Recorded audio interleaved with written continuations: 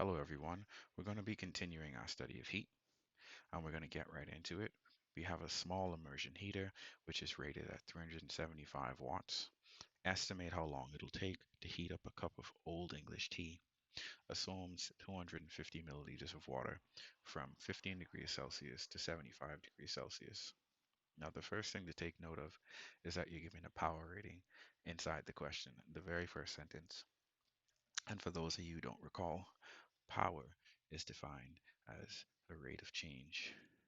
I should actually put energy. Power is energy per unit time. Watts is actually joules per second. That's how we define power. So what this is saying is that every second, 375 joules is being delivered into this system or into this cup of Old English tea.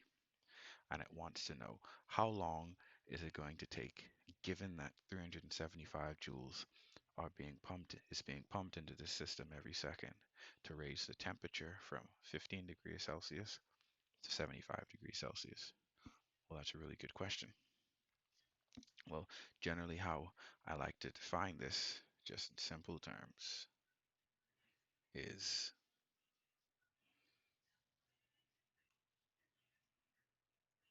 just energy over time. And in this particular case, the energy that we're concerned with is heat energy. And heat energy can be expressed as Q. So now I have the power is still equal to energy per unit time, but the energy that I'm concerned with is this heat energy. And this heat energy can be expressed as the mass of the water, specific heat of the water, and the change in temperature, all divided by some period of time. Now, what are they asking us to find? They're asking us, how long does it take to heat this up? Well, all I have to do now is solve for t, because this t says that this is the period over which this energy was dispensed or delivered into this system. So I could solve for t, and t is just mass of the water, specific heat of the water, its change in temperature, all divided by the power. Now we're almost done here. However, we were given not the mass of the water, but the volume of the water. Luckily for us, we do know a relationship between mass, density, and volume.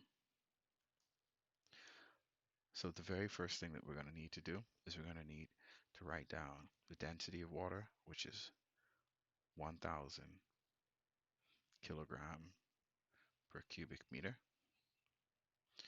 And I have some volume of water, 250 milliliters, but our units are different. So I'm going to have to put these into the same units. So I'm going to have to do some conversions here. Milliliter, that's a thousandth. So that can be expressed by 10 to the negative 3. And then this liter, how many cubic meters in 1 liter? 10 to the negative 3 cubic meters are inside 1 liter. So what this leaves me with is 250 times 10 to the negative 6 cubic meters. And further simplifying this, 10 to the 5, 2.5 times 10 squared, because that's the same thing as 250. I really need to get out of this corner. So now I have 2.5 times 10 to the minus fourth cubic meters. So my answer now becomes, moving over so I have a bit more space. So my mass now becomes 1,000 times 2.5 times 10 the minus fourth, but this is just 10 to the 3. So I have 2.5 times 10 to the 3, because that's the same thing as 1,000, times 10 to the fourth. So the answer that I end up with is 2.5 times 10 to the negative 1 kilograms, which just becomes 0.25 kilograms, which is a very small amount of water. So inputting this, I have 0.25 kilograms of water. Specific heat of water is 4,190. My change in temperature, 75 degrees. I'm going from 15 degrees Celsius to 75 degrees. My change in temperature is 60. 75 minus 15. And this is all being divided by my power rating. So putting all this into a calculator, I have 0.25 times 490 times 60, all divided by 375. And bear in mind, this is in seconds. So I end up with 167.6 seconds. So here's the answer to our problem.